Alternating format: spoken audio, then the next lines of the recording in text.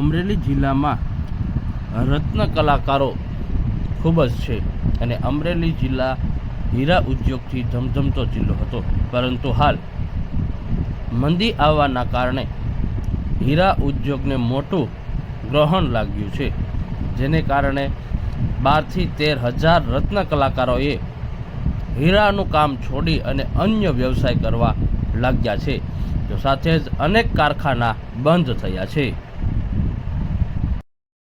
ઠુંબર પ્રમુખ અમરેલી જિલ્લા diamond association 2020-21માં Amreli જિલ્લામાં 60,000 રત્ન કલાકારો હતા અને 1280 કારખાના હતા. અત્યારે 2024-25માં 960 કારખાના છે અને 47,000 રત્ન કલાકારો છે. આ મંદીની અંદર છેલ્લા 2 વર્ષથી પરિસ્થિતિ એટલી ભયંકર છે કે 7 રત્ન કલાકારો અમરેલી જિલ્લામાં આપઘાત કરી ચૂક્યા છે. માનનીય મુખ્યમંત્રીશ્રીને સમગ્ર ગુજરાતના ડાયમંડ એસોસિએશનના પ્રમુખોએ રજૂઆત કરી. અમે 1 મહિનો થયો કે રત્ન કલાકારો માટે પેકેજ જાહેર કરવામાં આવશે, પણ આજ દિન સુધી કોઈ સરકારશ્રી તરફથી બીજો પ્રત્યુત્તર આપવામાં આવ્યો નથી.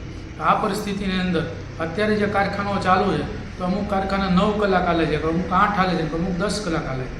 ત્યારે રત્ન કલાકારો છે એ અમરેલી જિલ્લાનું હૃદય છે. અમરેલી જિલ્લામાં ખેતી અને હીરા ઉદ્યોગ આ બે સિવાય કોઈ ધંધો નથી. ત્યારે સરકારશ્રીને મારી નમ્ર વિનંતી છે કે આ બાબતે યોગ્ય પગલાં લે. આગામી સમયમાં જ્યાં સુધી ઇઝરાયલ હમાસનું યુદ્ધ, રશિયાનું યુદ્ધ, જે યુદ્ધ ચાલુ છે, તદુપરાંત આ હુમલાવાળું જે થયું તે જોતાં મને એવું લાગે છે કે હીરા ઉદ્યોગની અંદર સુધારાવાની શક્યતા નહીવત દેખાય.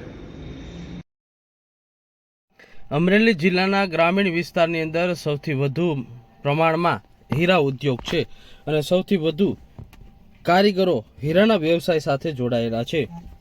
અમરેલી તેમજ સૌરાષ્ટ્રમાં સૌથી વધુ પ્રમાણમાં લોકો હીરાનો વ્યવસાય કરી અને સારા એવા પગાર અને આવક મેળવી રહ્યા છે, પરંતુ કોરોના કાળના સમય બાદ અને ઇઝરાયલ, હમાસ, રશિયામાં ચાલી રહેલા યુદ્ધને કારણે આ હીરા ઉદ્યોગ મંદીના માહોલમાં ફેરવાયો છે. રત્ન કલાકારોએ હીરા છોડી અને છૂટક મજૂરી કરી રહ્યા છે. અમરેલી જિલ્લામાંથી 300થી વધુ કારખાનાઓ મંદીના કારણે બંધ થયા છે, તો સાથે જ 12,000થી 13,000 કારીગરો બેરોજગાર બન્યા છે. બેરોજગાર થયેલા રત્ન કલાકારોમાંથી 7 વ્યક્તિએ મંદીના કારણે ઘર ચલાવવું મુશ્કેલ પડ્યું હતું અને પોતાની માથે લેણું થઈ જતા પોતાના જીવ ગુમાવ્યા છે. પોતે આત્મહત્યા કરી છે.